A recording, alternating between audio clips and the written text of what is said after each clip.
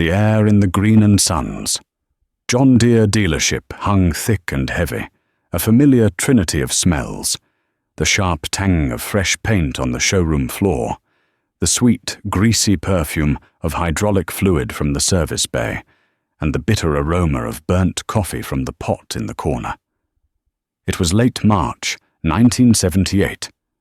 Outside, a stubborn, dirty snowpack was finally surrendering to a pale sun, turning the gravel lot into a muddy soup. Inside, the mood was electric. Planting season was a promise on the wind, and farmers, flush with a few good years of corn and bean prices, were spending. Richard Peterson stood with his back to the parts counter, holding court. He was a big man, made bigger by a brand-new insulated Carhartt jacket that was still stiff and dark brown. He'd just signed the papers on a 4840, a veritable monster of a tractor with jewels all around and a sound guard cab that looked more like a spaceship cockpit than a piece of farm equipment. It sat gleaming under the fluorescent lights, its iconic green paint so deep you felt you could fall into it. "Yeah, Kyle," Rich boomed, slapping the dealership owner on the back. Kyle was a young man, barely 30, who had inherited the business from his father. He had a salesman's smile that never quite reached his eyes. "She'll pull that 24-foot disc like it ain't even there. Time is money, and I ain't got time to be making 2 passes when I can make 1. A few other farmers, nursing styrofoam cups of coffee, nodded in agreement. They looked at Rich with a mixture of envy and admiration. He was the future. He farmed 2,000 acres, had a new combine every 3 years, and his grain bins were monuments of corrugated steel that dwarfed the town's water tower. That's when the bell over the door jingled, a small, tinny sound lost in the cavernous building. Jedediah Stone stepped in, letting the door swing shut behind him. He paused for a moment on the rubber mat, stamping the mud from his worn leather boots. Compared to Rich, Jed looked like a man from another time. His chore coat was faded to a soft grey, frayed at the cuffs and stained with the ghosts of 100 repairs. He was leaner than Rich, his face a road map of wrinkles carved by sun and wind, his hands thick and calloused, the knuckles permanently swollen. He gave a short nod to the group by the tractor but didn't join them.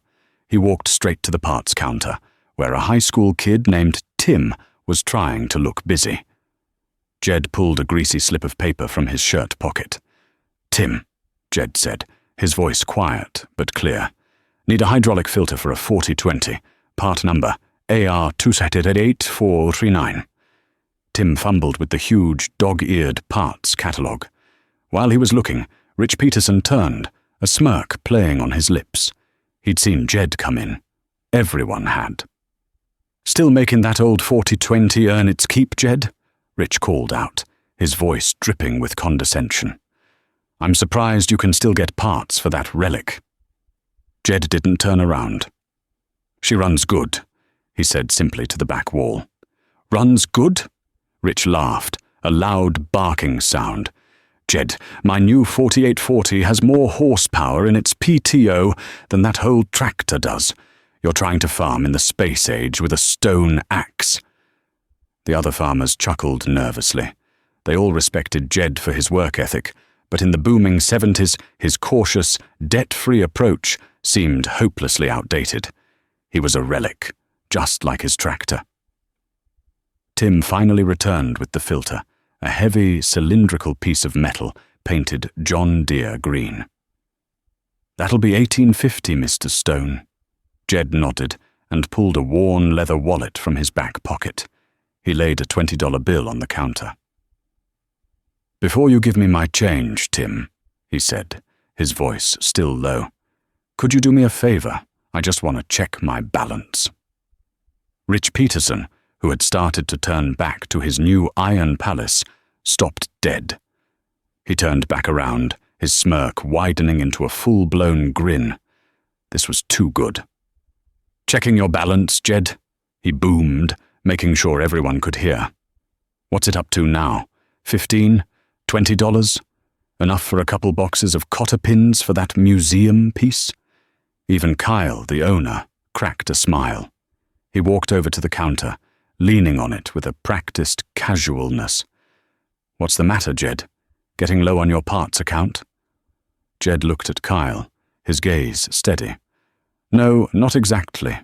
I'd just like to know the number, if you don't mind." Kyle shrugged and walked over to the clunky, beige computer terminal behind the counter. In 1978, these things were new and slow. He typed in Jed's customer number with 2 fingers, the keys making loud, deliberate clacks in the suddenly quiet dealership. The other farmers had stopped talking, their attention fixed on the little drama unfolding. They all knew Jed was frugal, but Rich's ribbing made it feel like a public spectacle. The screen flickered, and a string of green text appeared. Kyle leaned in, squinting. His smile faltered. He blinked, then leaned closer, as if he couldn't believe what he was seeing. He looked up from the monitor, his face pale. He swallowed hard. "What is it, Kyle?" Rich demanded, his good humor starting to fade into impatience. "Did the old man forget to pay for a spark plug last year? He owe you $1.50. Kyle didn't answer. He just stared at Jed, his mouth slightly agape. Jed finally turned to face Rich, his expression unreadable. "My balance, Kyle," he prompted gently. Kyle cleared his throat. He looked from the screen to Jed, and then to the silent crowd. Your account balance, Jed," he stammered, his voice barely a whisper. "It's a credit. You have a credit balance of $28,452. Silence. The only sound was the hum of the fluorescent lights overhead. Rich Peterson's jaw, which had been set in a cocky grin, slowly dropped. The color drained from his face. $28,000. In 1978, that was more than the price of a new pickup truck. It was a down payment on a quarter section of land. It was a fortune, sitting there as a simple credit on a parts account. Jed just nodded slowly, as if the number was exactly what he expected. He looked past Rich, his eyes settling on a piece of equipment in the back corner of the showroom. It was a used John Deere 2240 with a loader, not big, but nimble and perfect for chores. It had a price tag hanging from the steering wheel. "That 2240, Jed said, his voice cutting through the stunned silence. "You're asking $22,000 for it?" Kyle, still looking dazed, just nodded. "I'll take it," Jed said. "Take it out of my account, and you can deliver it this afternoon." He picked up his change and his hydraulic filter from the counter, tucked them into his pocket, and gave a final, slow nod to the dumbstruck group of men.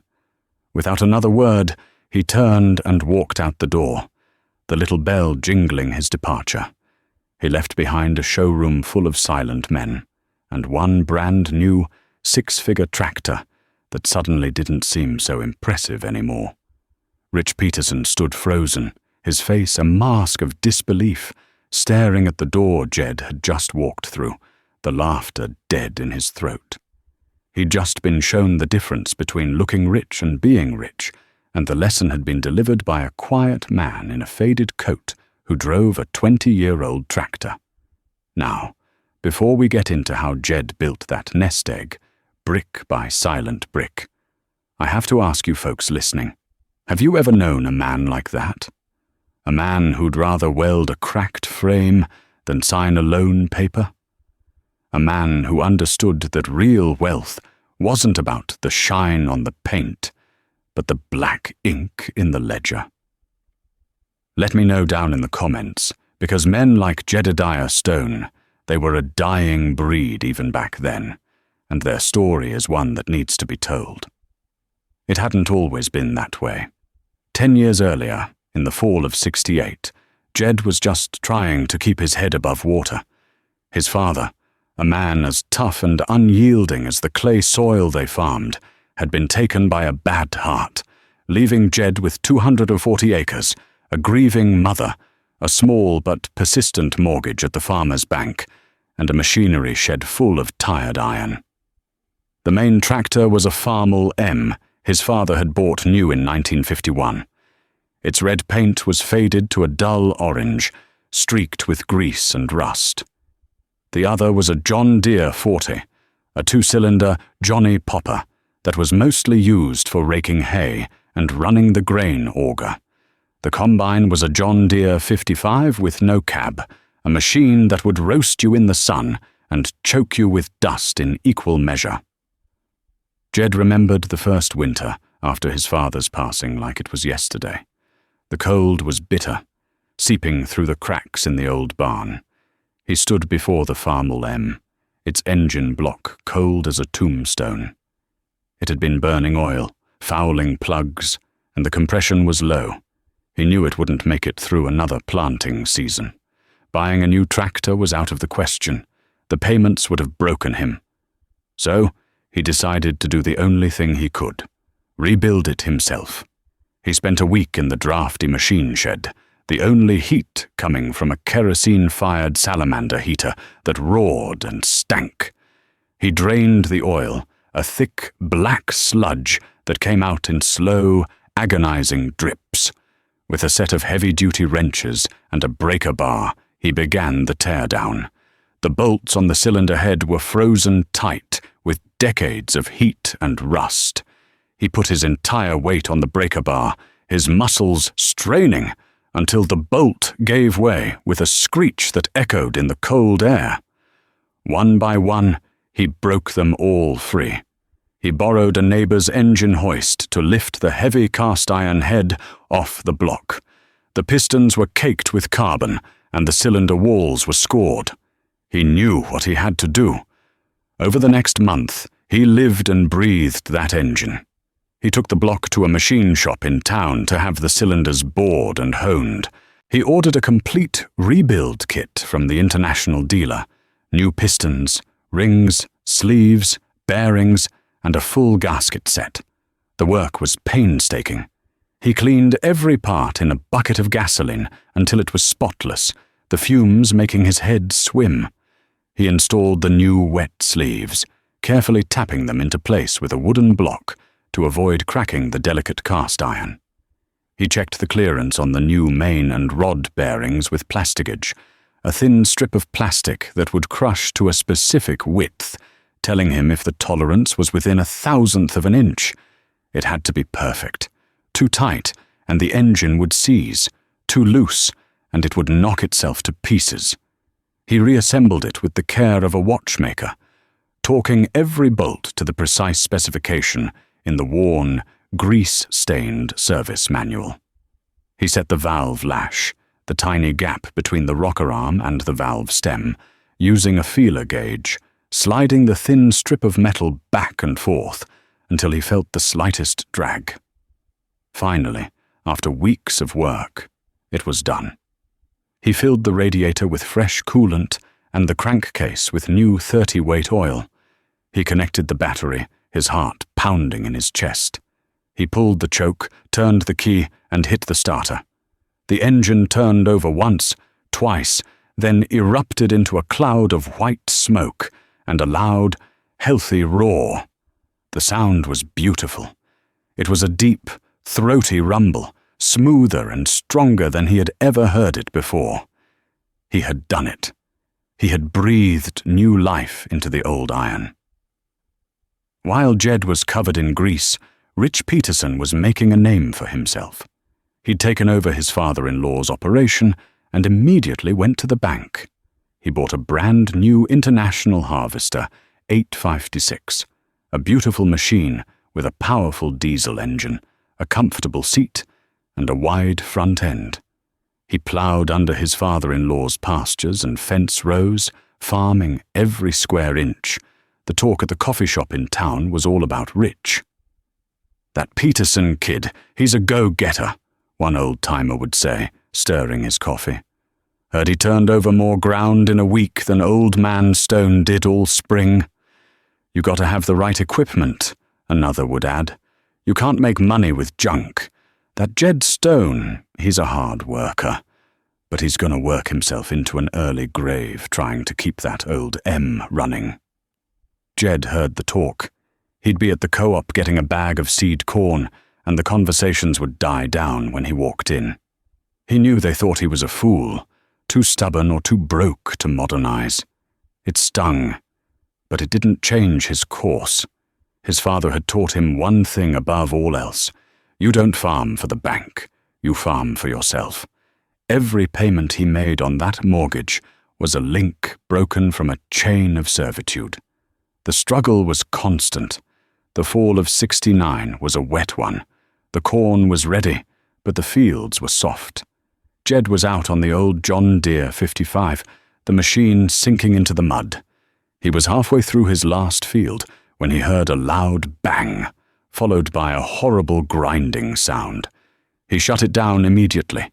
The main drive chain for the separator had snapped, and in the process it had whipped around and cracked the cast-iron housing for the main drive shaft.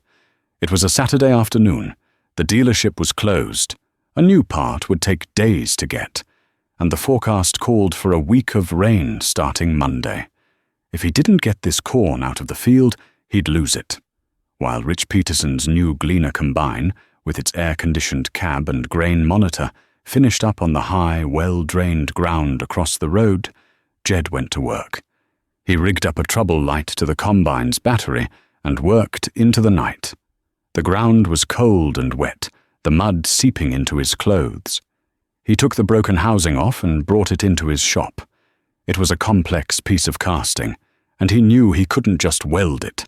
The heat would warp it. He spent hours cleaning the two halves of the cracked housing. Then, using a hand drill, he painstakingly drilled a series of small holes along both sides of the crack. He then tapped threads into each hole. He cut small pieces of steel plate, drilled them to match the holes, and then, using dozens of small bolts and nuts, he essentially stitched the two pieces of the housing back together, sandwiching the crack between the steel plates. It was a slow, ugly, brutal repair. By the time the sun came up on Sunday morning, he was covered in mud and grease from head to toe, his hands raw and bleeding, but the housing was solid. He reinstalled it, put on a new chain, and by noon, the old 55 was back in the field, chewing its way through the last of the corn. He finished just as the first drops of rain began to fall. He hadn't just saved the crop, he'd saved himself from having to take out another loan. By 1971, he made the final payment on the farm. He walked out of the bank holding the deed, the paper feeling heavier and more valuable than a bar of gold. He was 32 years old, and he was free. He owned his land, his house, and his machinery, such as it was. He owed nothing to any man. Then came the boom. In 1972, the Soviet Union, facing a disastrous harvest, secretly negotiated a deal to buy nearly a quarter of the entire U.S. wheat crop, along with massive amounts of corn and soybeans. The news sent commodity markets into a frenzy. The price of soybeans, which had hovered around $3 a bushel for years, shot up to $5, then $10, then briefly touched $13. Corn went from $1.50 to over $4. For a farmer with a full grain bin, it was like winning the lottery. The entire mood of the heartland changed overnight. A wave of unrestrained optimism swept through the farming community. The mantra became, "Get big or get out." Land prices, which had been stable for a generation, doubled, and then doubled again. Bankers who had once been cautious and tight-fisted were now practically begging farmers to take out loans. Land is the one thing they're not making any more of, they'd say. It's the safest investment you can make. Rich Peterson rode that wave like a champion surfer. He sold his grain at the absolute peak of the market. But instead of paying down debt, he used the windfall and his newfound equity as leverage. He went to the bank and borrowed a staggering amount of money. He bought the 160-acre farm that bordered his to the east, paying a price per acre that made the old-timers gasp. He traded in his 856 for a brand-new International 1066, and a year later traded that for a 1496 with the deluxe red and white cab. He built a new state-of-the-art hog confinement building and a massive grain drying and storage system. He was the poster child for the new era of agriculture. He was featured in the State Farm Journal, standing in front of his fleet of new red machinery, hailed as a young farmer of the year. Jed sold his grain at the same high prices. The check he received from the co-op was the largest single sum of money he had ever seen in his life. His mother urged him to buy the 80-acre parcel next to their home place. "Your father always wanted that piece, Jedediah," she'd said. It was good land, and Jed was tempted. He could finally expand, finally get a bigger tractor, finally stop being the subject of pitying conversations at the coffee shop. But he didn't. He remembered his father's stories of the 1930s, of neighbors who had lost everything because they had borrowed too much in the good times of the 1920s. He saw the soaring land prices and the skyrocketing interest rates not as an opportunity, but as a warning. This couldn't last. So he did something that no one understood. He took that massive check and went to the bank, but not to the loan officer. He went to the teller and paid off his operating note for the seed and fertilizer he'd bought that spring. He paid it off in full. Then he went to the John Deere dealership. The old Farmall M, as much as he loved it, was showing its age. He needed a little more horsepower. He found what he was looking for in the back of the used lot, a 1969 John Deere 4020. It was a power shift, a synchro-range transmission, a workhorse of a tractor that was already a legend. It had a few dings and the paint was faded, but the engine was strong and the tires were decent. The dealer wanted $12,000 for it. Jed wrote him a check for the full amount. From that day on, every time he sold a load of grain or a few hogs, after he paid his expenses, he'd take the profit and drive to the dealership. He'd walk up to the counter and say, "Kyle, I'd like to put this on my account." He was building his war chest, one small deposit at a time, in the one place nobody would ever think to look. His neighbors thought he'd lost his mind. "Can you believe Jed Stone?" they'd say.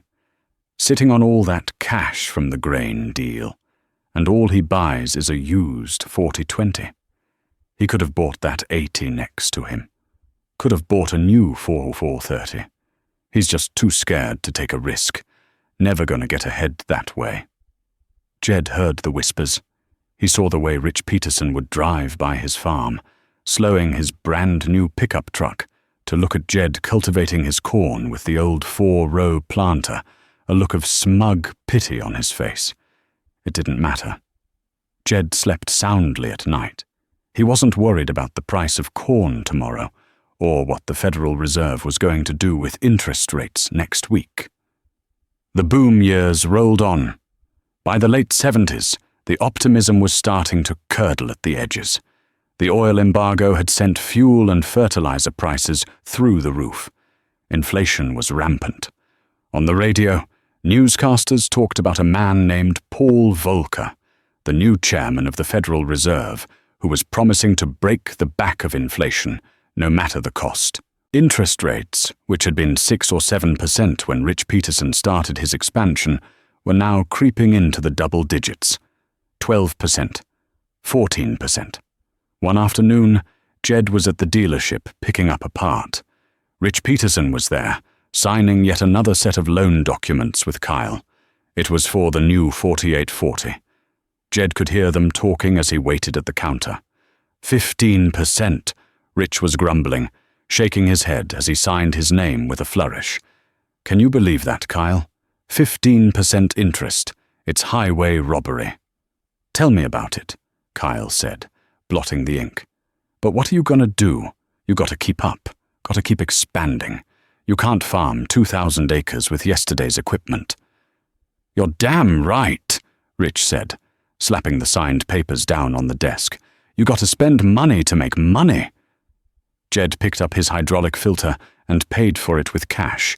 He glanced over at Rich, a man who commanded a massive empire of land and iron, all of it belonging, in truth, to the bank. He saw the faint sheen of sweat on Rich's forehead, the slight tremor in his hand as he pushed the papers across the desk. It wasn't the look of a confident empire builder. It was the look of a gambler making one last desperate bet. Jed just shook his head quietly and walked out into the cool afternoon air, the little bell over the door marking his exit. A storm was coming. He could feel it in his bones, the same way he could feel a change in the weather. And he knew that when it hit, it wasn't the size of your tractor that would save you. It was the weight of your debt that would drown you. The spring of 1980 arrived late and angry. A dry winter gave way to a dust-choked April. The wind blew relentlessly from the south, a hot, dry breath that wicked the moisture from the soil before the corn could even sprout. By May, the fields were a patchwork of pale green, struggling seedlings and bare, cracked earth. The old-timers looked at the sky, a hazy, bleached-out blue, and shook their heads. It was the beginning of a drought. For Jedediah Stone, it meant long days and careful work. He set his old 4-row planter deeper than usual, trying to find the thin ribbon of moisture left in the soil. His 4020, now a trusted partner, chugged along reliably, its diesel engine sipping fuel, its simple mechanics asking for little more than clean oil and grease. He cultivated his rows slowly, meticulously, trying to kill every water-stealing weed without disturbing the fragile corn roots. Across the road, Rich Peterson's operation was a storm of activity. The big 4840 roared across his fields day and night, its diesel engine gulping fuel at a terrifying rate. He was pulling a 24-row planter, a marvel of modern engineering that covered ground with incredible speed. But the speed came at a cost. The planter's heavy frame and the tractor's massive duals compacted the dry soil, making it even harder for the rain, when it finally came, to soak in. The first sign of real trouble for Rich came in early June. He was dissing a field he'd rented, trying to beat a forecast that promised a 1/4 inch of rain, when the 4840 suddenly lurched to a halt. A high-pitched whine screamed from beneath the cab, followed by a sickening sound of grinding metal. Jed was in his own field, a half-mile away, and he heard it clear as a bell. He shut down the 420 and watched as Rich climbed down from the silent green monster, his shoulders slumped. The transmission had gone out. It took the dealership mechanic 2 days just to split the tractor in the field. The planetary gears in the final drive were chewed to pieces. The repair bill, Kyle from the dealership told Rich over the phone in a hushed, apologetic tone, would be over $10,000. It would take a week to get the parts. $10,000 and a week of lost time in the most critical part of the season. Rich had to hire a custom operator to finish his planting, another expense he hadn't budgeted for. Then came the second blow. In response to the Soviet invasion of Afghanistan, the president announced a full grain embargo. The export markets vanished overnight. The price of corn, which had been holding steady, collapsed. It dropped 50 cents a bushel in a single day. For a man like Rich, who had 200,000 bushels of last year's crop still sitting in his shiny bins, waiting for a price rally that would never come, it was a paper loss of $100,000 in the span of a few hours. The talk at the coffee shop turned grim. The swagger was gone, replaced by a quiet, gnawing anxiety.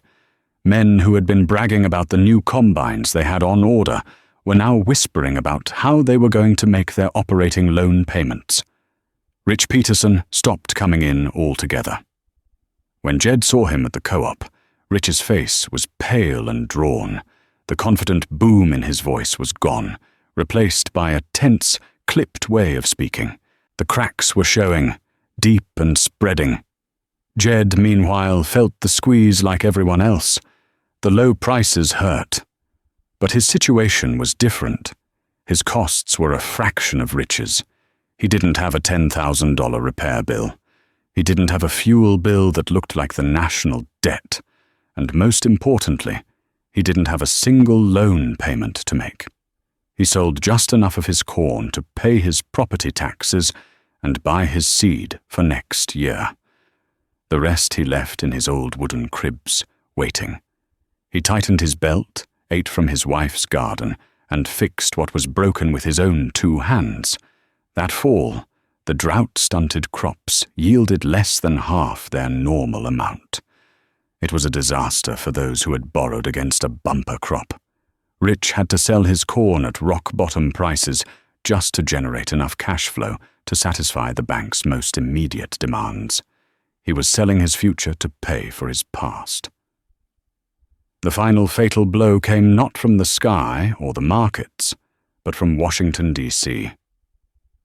Paul Volcker and the Federal Reserve, in their crusade against inflation, cranked interest rates to levels not seen in a century. Rich's loans, most of them on a variable rate, reset. 16% became 18. 18 became 21. The interest on his debt was now compounding faster than his crops could grow. The empire he had built on leverage was now being devoured by it. The winter of 1981 was bleak. The only thing colder than the wind howling across the bare fields was the mood in the farm community. The phone calls from the bank started coming more frequently for Rich. First, they were polite inquiries. Then they became firm demands. By spring, they were threats. The banker who had once taken him out for steak dinners and called him the future of farming now spoke to him like a delinquent. Jed saw the signs of the end from his kitchen window. A procession of unfamiliar cars started driving slowly down Rich's Lane. Bank appraisers, loan officers, potential buyers. One day, a man in a suit was out in Rich's machine shed, a clipboard in his hand, walking around the 4840, which sat cold and silent. Then the notices appeared, tacked to the bulletin board at the post office and the co-op, and printed in the classified section of the county paper. An auction notice. The property of Richard and Carol Peterson.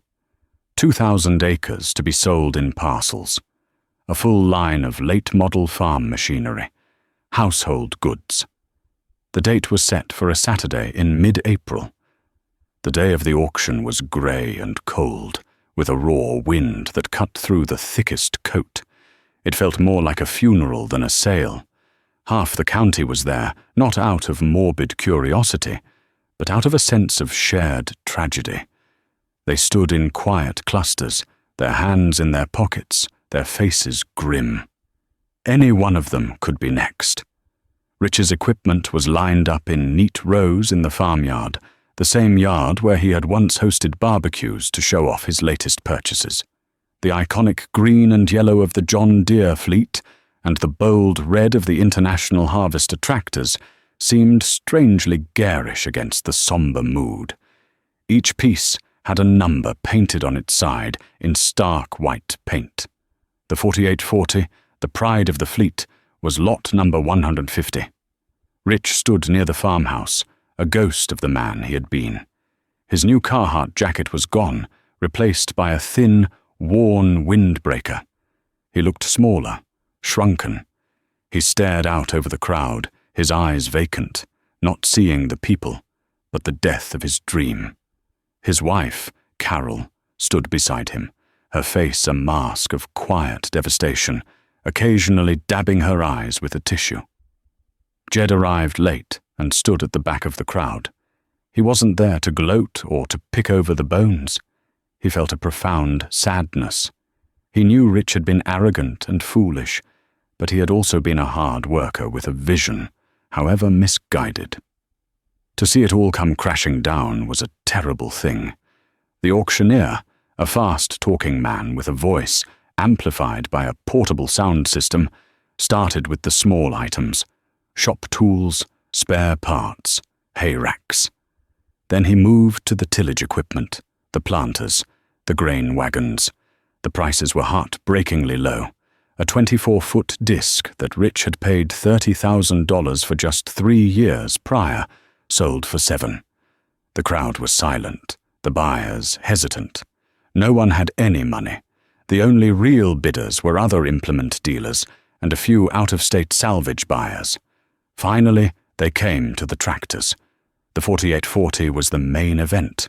The auctioneer spent 5 minutes listing its features: the sound guard cab, the power shift transmission, the low hours.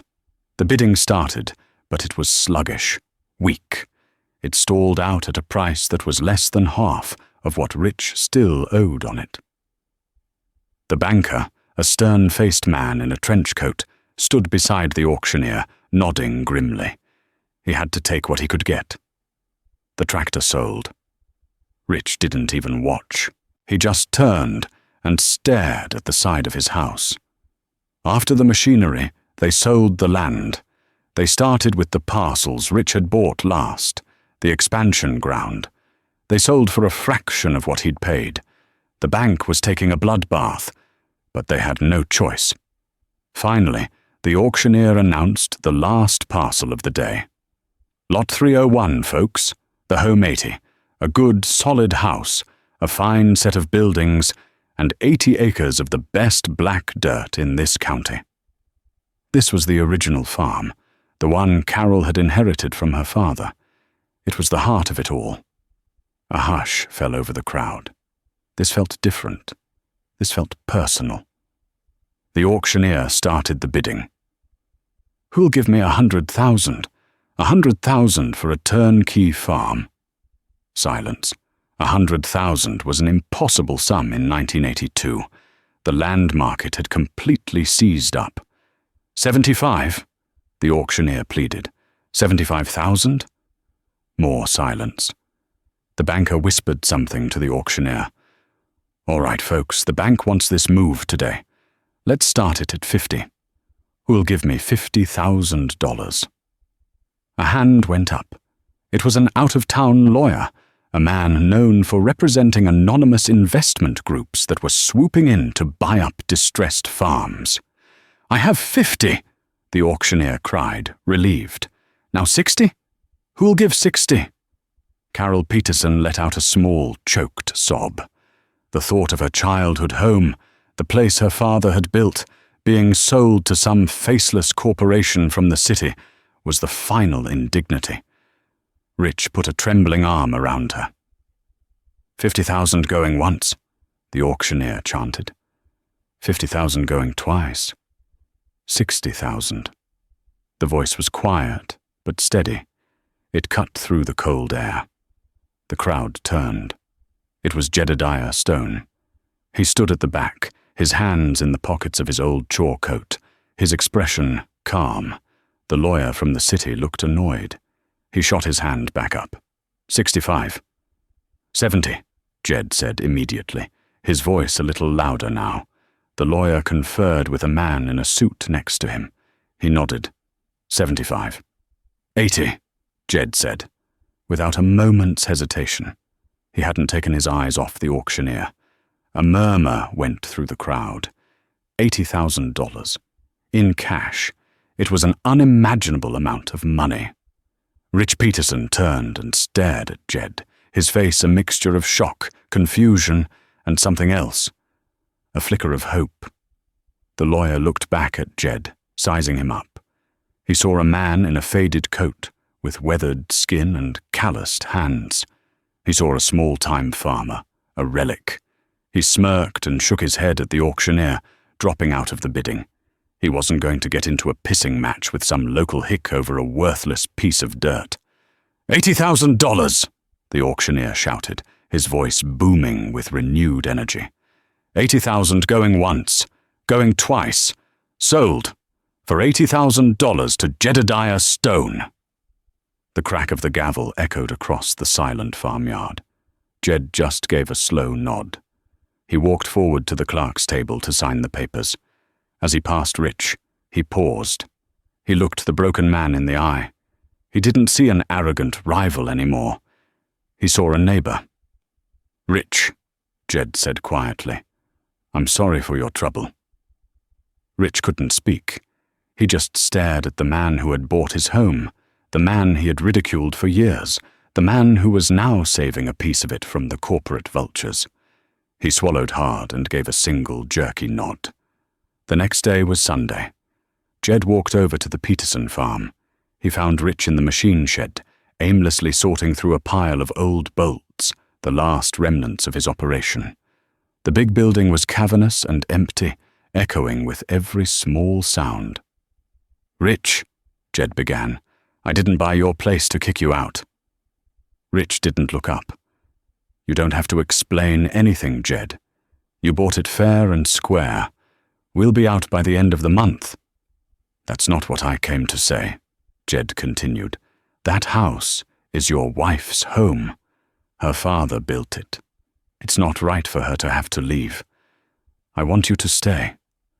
Rich finally stopped sorting bolts and looked up, his eyes filled with confusion. "Stay? What are you talking about?" "I'm talking about you renting the place from me," Jed said. "The house, the buildings, the 80 acres. You farm it. You know that ground better than anyone. We'll work out a fair price for rent. Enough for me to pay the taxes and have a little left over. It'll give you a chance to get back on your feet." Rich stared at him, speechless. He had expected pity, or maybe even a little gloating. He had not expected grace. He had not expected a lifeline. "Why?" Rich finally managed to ask, his voice hoarse. "After all the times I gave you hell, why would you do this for me?" Jed looked around the empty shop, at the grease stains on the concrete floor where the mighty tractors had once stood. "Because we're neighbors," he said simply, "and because my father always told me that the only thing that gets a man through hard times is his neighbors. The bank won't save you. The government won't save you. But a neighbor might." The news of what Jed had done spread through the county like a wildfire. The men at the coffee shop spoke his name with a new kind of reverence. They finally understood. Jed's wealth wasn't in his bank account or on his parts credit. It was in his freedom. His cautious, debt-free approach, which they had once mocked as timid and old-fashioned, was revealed to be a deep and profound wisdom. He hadn't been afraid of risk. He had simply refused to gamble with the one thing that mattered, the farm itself. The years that followed were lean, but they were good. The farm crisis slowly loosened its grip. Rich Peterson, humbled and grateful, became a tenant farmer on the land he had once owned. He and Jed became unlikely friends, bonded by the shared love of the soil. Rich, free from the crushing weight of debt, rediscovered a joy in farming he hadn't felt in years. He helped Jed work on the old 4020, his hands, once soft from sitting in a climate-controlled cab, growing calloused again. Jed slowly and carefully expanded his own operation. He bought 2 more of his neighbors' farms as they came up for sale, paying cash at the bottom of the market. He never borrowed a dime. By the time his own son, David, was old enough to farm with him in the late 1980s, Jed Stone was one of the most respected and successful farmers in the region. He wasn't the biggest, but he was the most solid. He was debt-free, and he answered to no one but God and the seasons. One crisp autumn afternoon, Jed and David were in the shop, changing the oil on the old 4020. It was still the main tractor on the farm, its green paint faded and worn, its engine still rumbling with the same steady rhythm. "Dad," David said, wiping his greasy hands on a rag. "I was looking at the new Deeres, the 7800. They've got front-wheel assist, full power shift, a computer that tells you everything.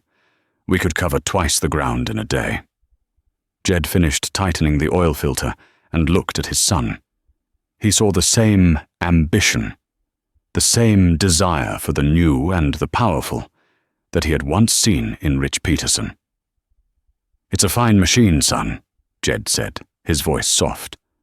"But a new tractor like that costs more than this whole farm did when I bought it. And you don't pay for it just once.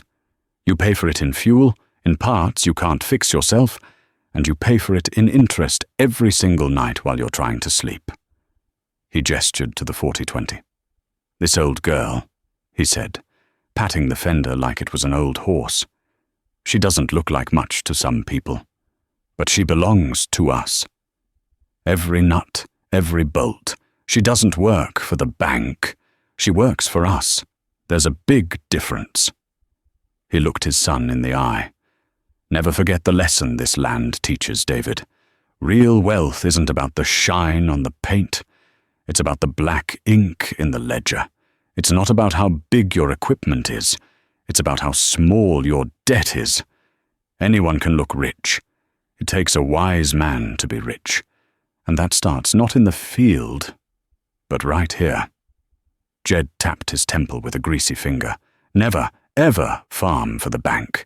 You farm for yourself, for your family, and for the land. You do that, and you'll have something to pass on to your own son someday." David nodded slowly, the lesson sinking in. He looked at the old tractor, no longer seeing a relic, but a symbol of freedom. He looked at his father, a man who had faced the storm and stood firm, while empires of steel and debt crumbled into dust all around him. He finally understood the quiet strength, the unshakable foundation upon which their lives were built. Outside, the wind rustled the dry corn stalks in the fields, a sound of harvest and continuity, a promise that as long as there were men like Jedediah Stone, the land would endure.